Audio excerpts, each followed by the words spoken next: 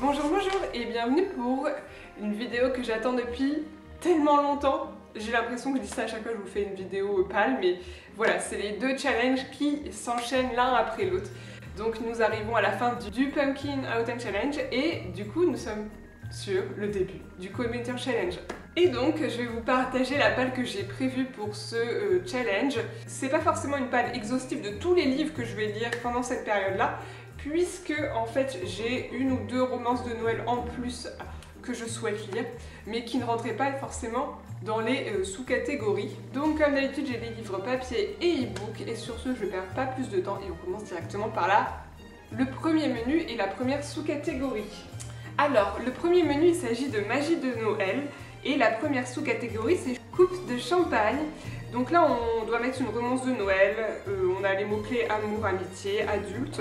Donc là j'avais l'embarras du choix avec ma pile à lire. J'ai décidé d'y mettre Veux-tu passer tous tes Noëls avec moi de Emily Blaine, donc qui est une romance de Noël. Donc là on va suivre Maxime qui est le batteur des Sharp End, dont on a déjà parlé dans plusieurs romances de Noël de Emily Blaine, notamment celle de l'année dernière, et donc il cherche à reconquérir Mathilde. Et sauf que ça ne se passe pas très bien. Et voilà, ça se passe à la Noël et moi j'aime beaucoup ça. Et j'espère qu'on va retrouver les personnages de l'année dernière en fait, que j'avais vraiment adoré. Ensuite nous avons la catégorie Un chant de Noël. Donc là on parle de réécriture de contes et mythes et légendes. Et là j'ai décidé d'y mettre Tant que vole la poussière de Cameron Valenciano, publié chez Magic Mirror Édition. Donc là on est sur une réécriture de Peter Pan et plus particulièrement d'une histoire de Wendy qui est adulte, et on a le beau capitaine Crochet dans cette histoire. Je sais pas forcément si ça se passe dans la période hivernale ou pas, mais la couverture fait un petit peu hiver, et puis j'avais pas forcément de réécriture de conte hivernal, donc celle-ci, je me suis dit pourquoi pas. Ensuite on a Calendrier de l'Avent, donc c'est un livre dont on n'a pas lu le résumé. Là ça a été très facile puisque j'ai choisi de mettre Magic Charlie le tome 3 dont j'ai pas du tout lu le résumé. Justice soit faite. Comme c'est un tome 3, bah voilà, t'as pas envie de forcément lire le résumé quand tu l'as. Donc il est écrit par Audrey Alouette et regardez-moi cette merveille. Voilà, je l'ai déjà dit dans mon book haul, mais j'ai qu'une envie, c'est de me jeter dessus. Donc forcément qu'il était dans la pile à lire de Cold Winter. Ensuite on passe au menu hiver sombre avec la première sous-catégorie qui s'intitule Nakatomi Tower. Ouais voilà.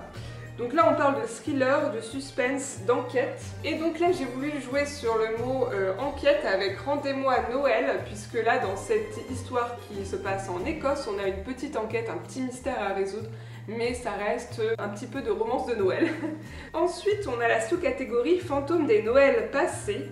Donc là on parle de fantômes, de voyages temporels, de jeux avec les époques.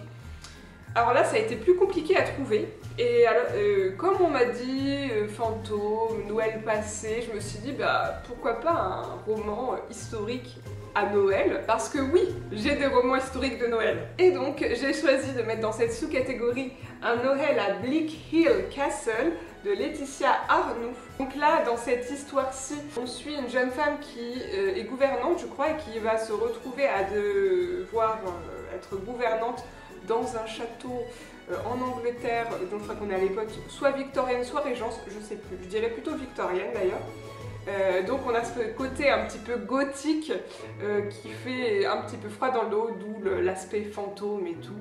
J'essaie de me raccrocher comme je peux à la sous-catégorie, mais voilà, je me suis dit que ça rentrait quand même dedans. Si jamais vous n'êtes pas d'accord avec moi, n'hésitez pas à dire ça en commentaire ou pas. Ensuite on a la sous-catégorie Nuit du solstice. Alors là on parle d'angoisse, d'horreur, de créatures de la nuit.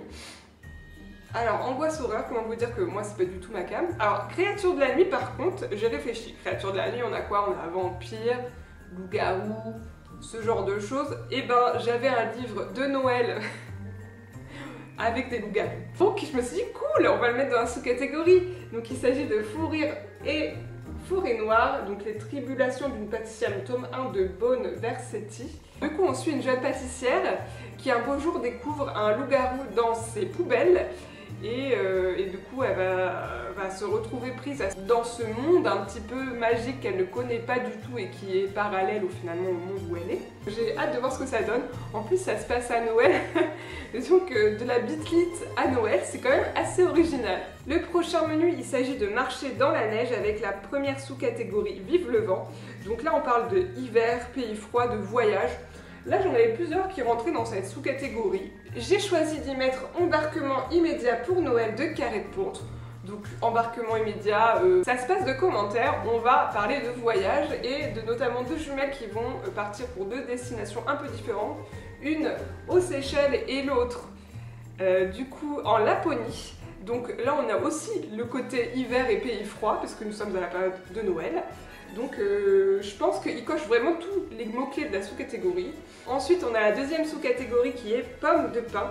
Donc là on parle d'animaux, d'écologie, de nature writing. Alors j'ai réfléchi un petit peu parce que d'habitude animaux j'arrive à en trouver facilement. Et là je voulais quand même mettre un petit peu d'écologie. Bon, nature writing j'en ai pas du tout. Donc j'ai réfléchi et je me suis dit qu'il y en avait un qui rentrait super dans cette sous-catégorie. Il s'agit des personnages s'éveillent sous les flocons de Sophie Jomain, où là on suit une famille qui élève des rennes en Savoie. C'est un élevage pédagogique, donc ces personnes adorent leurs rennes et ils vont se trouver avec comme invité chez eux un restaurateur, genre undercover, qui veut acheter leurs rennes pour les bouffer en fait, pour en faire un plat pour son nouvel an. Ou son Noël, bref, les fêtes de fin d'année. Et donc je pense que ça a parté d'animaux forcément, mais aussi un petit peu de rapport à la nature, du rapport aux animaux, de réflexion de la nourriture versus les animaux comme nourriture. Enfin voilà, je pense que ça rentre pas mal dans cette sous-catégorie. Donc après, ça se trouve pas du tout, hein, mais déjà il y a le mot thème animaux, et là-dedans on parle de rennes. Donc forcément ça marche. Ensuite, la dernière sous-catégorie, il s'agit de patins à glace. Donc là on a sport, perso athlétique et aventure dangereuse comme mots-clés. Alors oui, j'ai pas mal de romances où il y a des héros sportifs, donc ça j'en avais forcément, mais je voulais toujours relier avec le thème du coup de l'hiver. Et du coup j'ai mis Bad Trip en Alaska de Emma Landas. Comme vous pouvez le voir, le personnage a l'air très très beau et du coup athlétique. Mais c'est pas pour ça que je l'ai pris, c'est parce qu'on suit une jeune femme qui va partir en trip en Alaska pour son travail parce qu'elle travaille pour une agence de voyage et je pense qu'il va lui arriver des aventures. Alors dangereuses peut-être parce qu'elle va se retrouver avec le beau Cal qui est le pire guide de l'histoire. Donc voilà, je pense qu'il va bien dans la sous-catégorie. Oui, je sais des fois que mes explications sont un petit peu tirées par les cheveux, mais je veux que ça rentre. Le dernier menu officiel, il s'agit de Jules, avec la première sous-catégorie Au coin du feu. Donc là, on veut un roman feel good, un roman que vous aimiez enfant. Donc là, je me suis concentrée sur la partie feel good et je me suis dit que n'importe quelle romance de Noël pouvait aller dedans. Donc là, j'ai décidé de mettre dans cette sous-catégorie Fuck Yves, mon Père Noël s'appelle Adam de Caro M. Lynn. Donc chez HarperCollins Poche. On suit une maman célibataire qui a délaissé un petit peu sa vie amoureuse parce qu'elle doit jongler avec tout plein de choses. Et là, elle se retrouve à rencontrer le fameux Adam et bien sûr, ça va faire des étincelles pour la Noël. Donc oui, ça va être feel good, c'est sûr. Là, je ne me pose pas trop de questions.